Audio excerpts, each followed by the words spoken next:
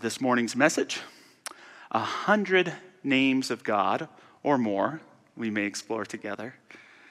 When I say the term God, I invite you to take note of what your reaction is to that term.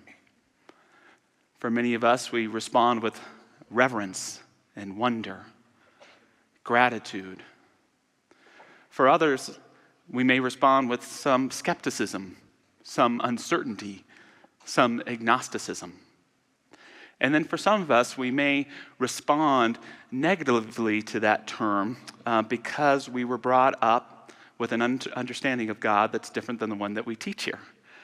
A God that isn't one of unconditional love, but who may be judging or damning. Martin Buber, the great theologian, he said that God is probably the most used word in any language. And there's no word that has as many different meanings as the word God. If we went around this room, every definition could be a little bit different. And Buber argued that many say this makes the word God useless, that we should get rid of it. But Buber argued otherwise, to say that it's for this very reason that it becomes the most indispensable word, the most important word. Now, we in religious science, we sometimes can accidentally be God apologists. Because we like to say, call it whatever you want. Spirit, universal mind, infinite intelligence, just groovy. Whatever works for you. And I agree with the idea of call it whatever you want. But most importantly, know what it means to you.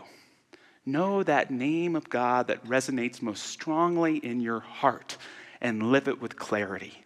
I don't care what you call it, but I care that it resonates with you, because then it improves my understanding of what God is.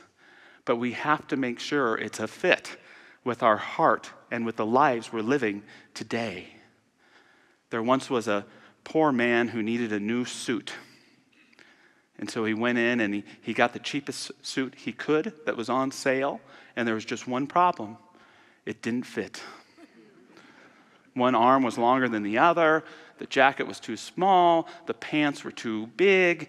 And he went outside and he passed by two older women, and one turned to the other and she said, "His suit doesn't fit." "Yes," the other woman said, "but it sure is a nice suit." That's the end of the joke. But the point being is we can shop every spiritual marketplace that there is and find all sorts of names and understandings of God. But you want to find the one that suits you, that fits you. We want to know what our reaction is to this term God, but we also want to know what our answer is when someone asks us, do you believe in God? Do you believe in a holy presence? My friend Margie Clark, a great minister in Southern California, she said, whenever anyone asks me that question, do you believe in God? I say, which God are you referring to? And that's true. If you were to ask me if I believe in God as opposed to in the sense of a man in the sky looking down and meddling in different affairs here or there, I would say that's not the central God of my belief, although I respect that point of view. In that sense, you might even think I'm an atheist. But if you ask me, do I believe in a presence of unconditional love, of unconditional beauty, of unconditional life itself, that knows who I am and where I'm wanting to go, that reads my heart before I feel it, that shows up in the wonder and blessing of my relationships? Yes, I believe in God. If you ask me if I believe in a healing presence, if you ask me if I believe in grace, if you ask me if I believe in an infinite source of wisdom that can transform us before our choices and our actions, then yes, I believe in God. And there are three things I want you to leave with today via this message. The first is I want you to leave with a name for God that resonates with your heart, that excites your soul and impassions your life. Next, I want you to leave with the ability to identify an aspect of God that you want to contemplate more fervently and be more aware of in your life. And lastly, I want you to be able to name the God where your greatest need is. We all have a need somewhere, in a conflict, in a health challenge, in a self-image question, in a decision that we need to make. What is the name for God right where your need is? What is that name for God that resonates most with your heart and with your soul? I love something Martin Luther King Jr. said in his famous 3 Dimensions of a Complete Life sermon. He said, "You may not be able to define God in philosophical terms. People through the ages have tried to talk about God. Plato said that he was the architectonic good. Aristotle called him the unmoved mover. Hegel called him the absolute whole. Then there was a man named Paul Tillich who called him being itself. We don't need to know all of these high-sounding terms. Maybe we have to know God and discover him another way. Somewhere you ought to just reach out and say, he's my everything. He's my mother and my father. He's my sister and my brother. He's a friend to the friendless. This is the God of the universe. And if you believe in God and worship God, something will happen in your life. You will smile when others around you are crying. This is the power of God." What is that name for God that most resonates in your heart, excites your soul, and leads you to want to live a better life? The name for me that's most resonant right now, Dr. Patty put in her prayer, the stillness. I love that name of God, the stillness. To know in this noisy, sometimes seeming upside down world that never shuts up, there's a stillness. There's a quiet. And that in this stillness, there is a bottomless wellspring of infinite wisdom, knowingness, trust, flow, compassion, self-acceptance, the stillness, even when I can't shut myself up because I'm in anxiety or stress or victimhood or story. It's always right there, wherever I am, speaking to me with the loudest voice of silence that it can, calling me to remember who I am and what it is, the stillness. What's your name for God? Anybody? Love, beloved. Divine Spirit. I like Patty's too, harmonic love. Patty's so cool. Harmonic love. Anybody else? Source energy, creator. Acceptance. Friend. Presence. I love it. Glory. Beautiful, beautiful. Thank you for that. Know what that name for Spirit is and live it emphatically in your life. That's how we make God tangible, real, practical. By knowing the name that it expresses most fervently in our heart right now and living in awareness of that. So know what your name for God is, and then pay attention to the aspect of God that might be calling you to be more aware of it in your life. Emmett Fox, the great metaphysician, a contemporary of Ernest Holmes, very much continues to be read, especially in circles of recovery. He said there are 7 main aspects of God. Shall we review them together? The first aspect of God, Fox just called life. Life. God is life. God is not just living, nor does God give life, but God is life. I love what Ernest Holmes says. He names all these names for God, and then he says, why don't we just call it life? And I love the idea that my own existence is evidence enough to know that there is a power out there smarter than I am, and greater than I am. It's just being alive. And when we can open up to that aspect of God that expresses through this thing called life, the most real thing there is, the only thing any of us have, then we can begin to experience that aspect of God that is life itself. Not a life that is dead or created, but creative and present right here and right now. The next aspect of God, Fox shares, is God is truth. Wherever there is truth, there is God. Now we, in our teaching, often in our prayers, we like to say that God is all there is. God is all there is. And we believe in that there's no spot where God is not. And we even physiologically believe that the energy that makes up all of us, the universe itself, is God energy, that we're all made of stars.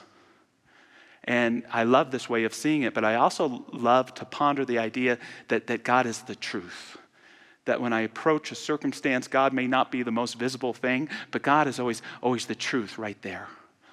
Walt Whitman, in his beautiful song of Myself, says, all truth awaits in all things. All truth awaits in all things. But sometimes you got to do some courageous work to bring it forward. Sometimes you have to dig a lot to get the depth, to experience the grace. Sometimes you have to tell the truth. Sometimes you have to speak a hurt, knowing things might get a little worse before it gets better. Sometimes you have to have the courage to open up, to tell someone who they really are behind whatever role they may be playing for you in your life. Sometimes it's that courage to move out of self-rejection and to accept ourselves in a higher power. Sometimes it just means to be open to what the divine would have emerge in our lives. God is truth. Third, God is love. Fox shares that there is no condition that enough love can't heal. Truth is how we reveal the divine. Love is how we get there. There is no more surefire way to reveal the truth than to come from a place of love, which for me is the voice of God. God speaks not so much in language, but through the powerful voice of love. Fourth, God is intelligence. This is an intelligent universe. Isn't that something? This is an intelligent universe. We argue in our truth that there wasn't a being named God who invented the universe and then said, oops, off to something else. We don't believe so much in a universe that was created, but one that is creative. That the creation story that brought forth the heavens and the earth is working in you and in me and in this world and this cosmos right now. And it's an intelligence not only that's out there and all around us, but it's in us too. And we can correspond with it. We can resonate with it. We can feel it. We can bring it forward in our word and our actions. This intelligence is the most powerful thing that there is. And when we connect in it and accept ourselves in what it is, it can begin to express through us with clarity, with an emphatic honesty, and a true, lasting joy. God is intelligence. God is soul. Fox tells us that divine mind is self-conscious in you. This is another one of the amazing teachings of spiritual living. That we aren't just individual expressions, shards of the divine, but each of us is an individualization. The whole damn thing is right there in and as you. And when we can recognize the name of God as self-awareness in us, we realize that great gift when the divine announces itself in us. When the Holy Father is well pleased in who we are. when we have that synchronistic interaction, or we speak that word of heart, or we behold the highest truth of someone who perhaps has forgotten about themselves, that self-recognition, that soul, that truth that is in you and in me, it reverberates and it blesses us. God is spirit. Fox tells us of the sixth main aspect of God, that your true self was never born and will never die. Well, isn't that a relief? Do you know the eternal part of you? Do you know that part of you that was there when the Big Bang happened? Do you know that part of you that is a part of something eternal? I know for me, it's not Josh Reeves, who lives currently in Littleton. That will all pass away. But if I can learn to listen to that eternal part of who I am, I can touch that spirit that binds us all. And I can experience my eternal life, not in some afterlife, but right here, right now. I can experience it today. God is spirit. And lastly, seventh, God is principle. God is principle. Prayer is answered because God is principle, eternally manifest in the same way. In our teaching, we believe that God is personal to all who feel God's inward presence within. God knows who we are. We can converse with God. God can communicate with us. We co-create. God is a silent partner working in all areas of our life. And yet also God is principle. God is impersonal. God, Holmes would say, is no respecter of persons. And what that means is that there's this principle aspect of God in the universe that just affirms everything we do. It says yes to what you're thinking. It says yes to what you're choosing. It says yes to how you're behaving, whether you like it or not. It's affirming, and it's bringing that yes energy. And with the consistency of our thinking and choices, it begins to take form in our lives. This is God as principle. This is that power greater than we are that we can use and develop. What is that aspect of God that most calls to you from that list I just read? You know, there's no greater sacrament to me than our own understanding. It is your own understanding. No matter what God is out there in the cosmos, it is only through your understanding that you can know and experience what God is. And so it's up to us to do that enriching work, to expand that understanding so that we can have a real, true, and dynamic experience of the divine in our life. Two aspects of God that I'm paying close attention to these days. The first is this idea that God is the oldest part of me. God is the oldest part of who I am. I love this idea that each of us are a part of something primordial, something that never had a beginning and will never have an ending, because it's always in its presence and its history. It's always right here and right now. I love this James Webb telescope. I think it's one of the greatest things we human beings have ever created. And you see those beautiful pictures out there, and when I see them, I can't help but think of Alan Watts when he said, "You are that thing you see vast off through telescopes." We're not just looking at who we are, we're looking at our distant past. We're looking at that very essence and presence that brought us to life and that is life itself. God is the oldest part of who I am, and it is a source of wisdom and knowingness and trust and understanding. God is the oldest part of who I am, but here's this other aspect of God I'm paying attention to. God is also brand new. God is brand new. God is changeless reality, and yet God is always that space between right now and the next choice you make. Infinite energy, Holmes called it, coupled with limitless creative imagination. Here is this divine power. How can you express it and bring it forth in a way that has never been brought forth before? How can we become aware of this brand new life, not created, but creative willing and ready to spring into creation in your life right here and right now. God is the oldest part of me, and God is always brand new. Know what your name for God is. Know that aspect of God that you want to experience it and live it more richly. I would love it if you took those 7 aspects of God and just took 10 minutes a day to think about them or journal about them, to pay attention to how it shows up in your day.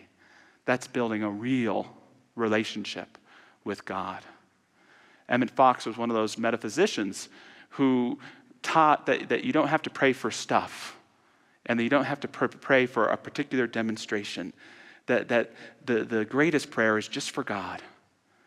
That if you could just turn away from your struggles and even your desires and just contemplate God, how God expresses in your life, in the universe, and just be with it, that very process would take care of all your problems, would demonstrate your every need, would heal your self-image so that you can live more abundantly, would open your heart and your life with the recognition that I am not the greatest power in my life, but God is the greatest power in my life, willing and ready to demonstrate when we can create that space of possibility so that that presence can act and make real. Lastly, what is the God where your need is? In the Islamic tradition, they have something beautiful called the 99 names of Allah. It's so beautiful when it's sung. It's like a chant, but it also shares different ways that the divine expresses. Allah, the all-knowing. Allah, the forgiving. Allah, the provider. Allah, the evolver.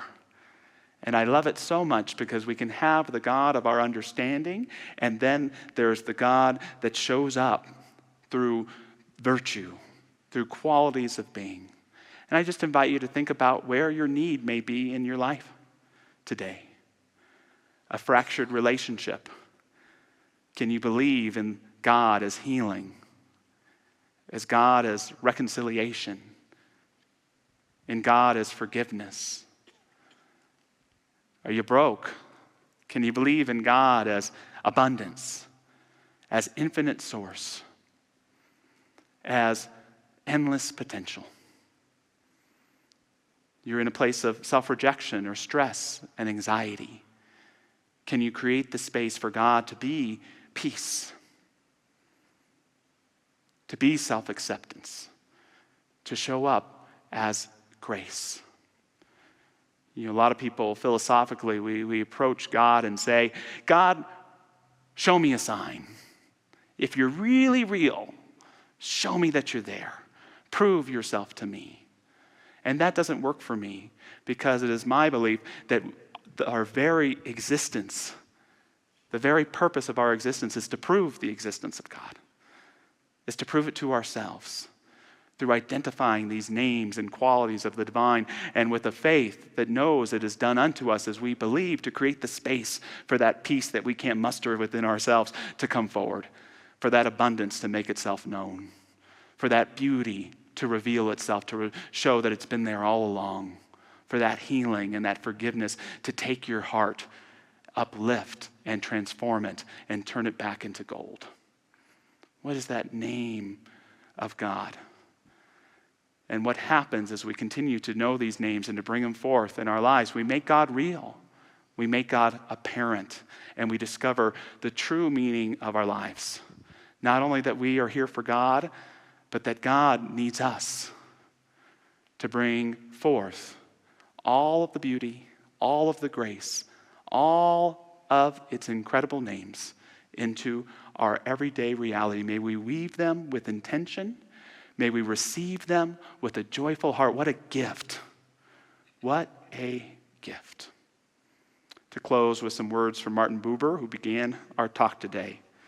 He shared, "You know always in your heart that you need God more than everything. But do you not know too that God needs you? In the fullness of his eternity needs you. You need God in order to be, and God needs you for the very meaning of your life. So just moving into prayer this morning, invite any of our practitioner prayer partners who'd like to stand.